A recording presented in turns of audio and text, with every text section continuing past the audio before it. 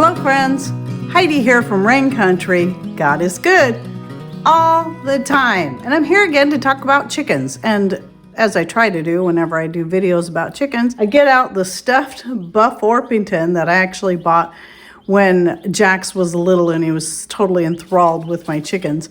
And my chicken shirt, it's actually a dandelion with little chickens coming off of it instead of seeds. So anyway, today I wanted to cover this question I get every so often about why some people choose to use incubators for hatching out their chicks rather than just letting it be done more naturally with the use of a broody hen.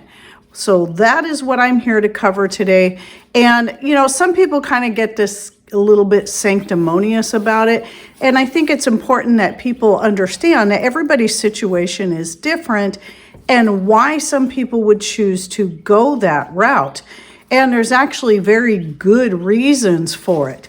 Now, yes, it would be easier to allow a broody hen to hatch out the chicks and to raise the chicks herself and integrate them into the flock.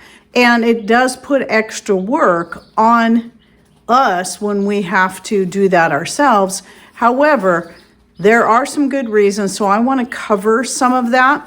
And first, let me just touch on a little bit of history, especially for those of you who are new. Even though we have a few pieces of property, we are still doing just about everything that we do when it comes to a more homesteading lifestyle right here in our shy 1/3 acre corner lot in a neighborhood. So we've lived here for 36 years now, and this is where we've been pretty well established, and we're expanding as we go. As such, it was a long time before I finally got a rooster, and in fact, that ended up being by accident. It was supposed to be a pullet I was getting from a friend when it actually ended up being a cockerel, and I thought, well, now's my time to finally get over my fears and just go ahead and keep it. And I named him Antonio. Beautiful rooster, very good. He's good size too.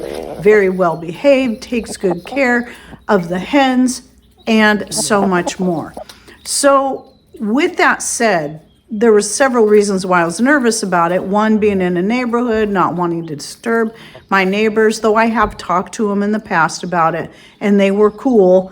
But then it was that taking on that job of all the stuff that is involved. When you consider the fact that some of us have backyard chickens and may not have a big massive flock of 30, 100, 300 chickens, right now, not counting the chicks you hear in the background, I have 11 adult chickens. We try to keep it around there. Now, last year when we hatched out chickens and we had a bunch of cockerels, for a while I had 21 until it was time to take them out. And when I finish hatching out my chickens for this year, not just the ones you hear in the background, but the other ones, I will probably have about 22 chickens, but then they'll be reduced in size yet again. So let's start off with the fact that when we hatch out the chicks ourselves, using the incubator and all that, we get to choose the timing for ourselves. Because this time of year, at least here, I don't know about other places around the world, but in our very dark, wet, cool climate, though we have chickens laying, and keep in mind, I'm actually shooting this video middle of March. So you'll be seeing it probably early May because I'm so far ahead on my videos right now. Anyway, in March, we don't have broody hens. In fact, by the time we get broody hens at all, it's usually not until about mid-summer. And I don't want to wait that long for chicks. I have a specific schedule and timing I'd like to stick to so that I can have my whatever hens I get out of the ones I hatch out ready to start laying through the winter because, again, we have very dark winters. I don't force my hens to lay all through the winter by putting a light in their coop. So I want my new hens to be able to start laying. By that time, the older hens are done for the winter. because then the new ones will lay all through the winter, so that keeps the eggs coming in. I also want to be able to butcher any of the excess roosters that we get before it gets too late in the season. So being able to butcher them in, let's say, August or sooner if possible, and getting them in the freezer works really good for our schedule, so we're less likely to be having to worry about it during the fall downpour of rain. So not having a broody hen, well, if you don't have a broody hen, you can't do that. And it seems like I've had one year where I never even had a broody hen at all. So there's that. And also, when you're doing it yourself, you get to high grade the eggs. And what I mean by that is, especially when you have a small flock, you can get very familiar with which hen lays which egg. Each egg, even out of the same breed, will have its variations in color and in shape. And that will be dependent on the hen. I have Buff Orpingtons that lay long bullet-shaped eggs, meaning that, with that said, just because it's shaped like that doesn't mean it's going to be a male. The sex of the chick inside the egg has nothing to do with its shape. The shape is determined by the hen, because the hen, what you'll find if you're paying attention, will create the same shape and color egg all through their life. I mean, there might be slight variations, but I know that Isabella and Claire lay the more round egg, a little shorter, a little rounder, where I have Silver and I think one of my Buff Orpingtons that lay a more bullet-shaped egg, and then the rest of them are somewhere in between. And then again, like with Claire and Isabella, Isabella's eggs, because she's half Buff Orpington, are a little bit darker than Claire's eggs, who is a pure Buff Orpington. So once you understand that and you know who all's laying at the time, then you can take the eggs from the hen that you really want to get chicks from, because it's been a good, healthy, well-behaved, well-laying hen. And so that is important to me, that if I'm going to do this myself, I want to get the healthiest chickens I can. This is why I would never take eggs from Silver, which is also one of those I bartered for. She's a little skinnier and doesn't seem quite as healthy as the rest of the hens that I have.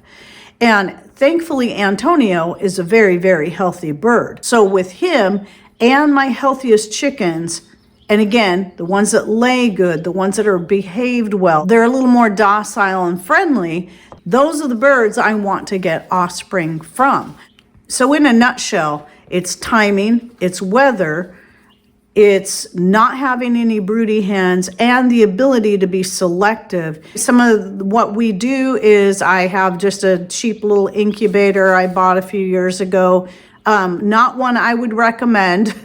And I think what I'll do is I'll link to the video, I think it was a This and That, where I gave some tips on what to look for if you're going to purchase an incubator, such as making sure not only does it have a rotating tray, but a tray that you can turn it off on day 18 and leave it in there to hold the eggs in place. But, want to make sure it's temperature regulated, humidity regulated, and a few other things, but I'll link to that down below.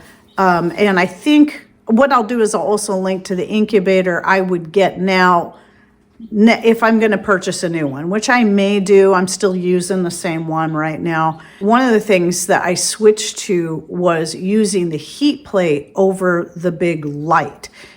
So much better. Let me tell you, it is so much better, especially if, like around here, you have the chicks in the house. Of course, these guys are far away from the bedrooms. It's on the opposite ends of the house. But if you have a light in there, the chicks will be up and down all night long, making noise all through the night. They'll fall asleep for a while and they'll get up. And they're not getting themselves into a rhythm of day and night. And so the heat plate allows that. So once it's fully dark in here, these guys are asleep. They crash and they'll sleep all night long, just like they would do out in the coop when they're ready to go out there. So by having the heat plate, that already gets them conditioned to day and night and getting that rhythm down. And I think that's important, just like it is for us humans. And what we did was we built the little brooder ourselves, built it. I just took 2 boxes and cut out the ends and put them together, and then Patrick made a nice wooden base for it. I just at the time wanted it to get through a season. This is like our 3rd year using this.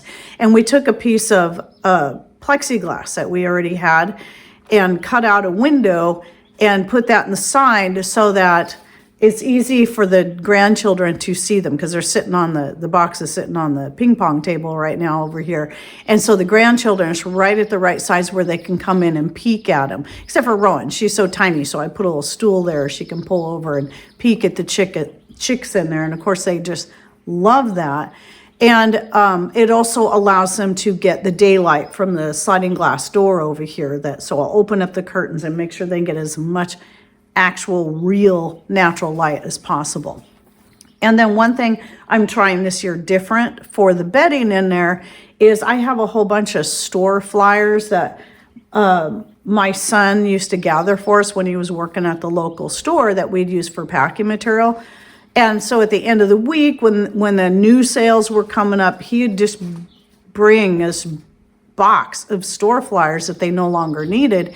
And I was using them for all kinds of things. Well, I have tons of that left over, so I decided, I don't have a shredder, but I do have one of those old paper cutters, this kind that we picked up at a garage sale with the big old blade, and I cut the paper into a whole bunch of thin strips. I'll just bring the box over and show you, as you can see here. So this is the excess. This is for when I change their bedding out, which I'll be doing here probably today or tomorrow.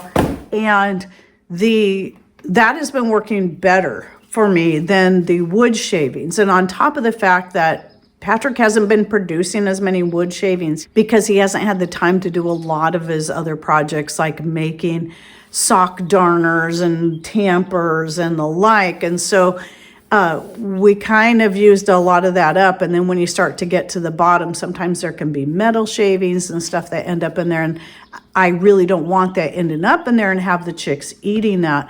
So this was a little bit safer. Yes, I've considered the ink and all that, but I thought I'd try it. It's free bedding, and it's actually working out to be much cleaner. And the wood shavings and whatnot is not getting into the water. And no matter how I set up the water, they always get wood shavings in the water. Every now and then they might get a little piece of paper in there. It's easy to pull out.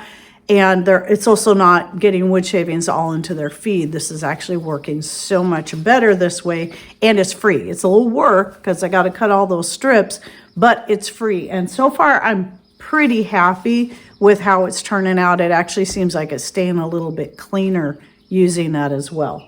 Patrick also made this like a bigger brooder that we set inside the coop, so that when they get a little bigger here in probably about another week, they'll be moved out to that. At that point, they don't get any added heat at all. Usually what I do is I lift the heat plate higher and higher each day and then turn it off, so they can kind of get used to just huddling together, even to keep each other warm.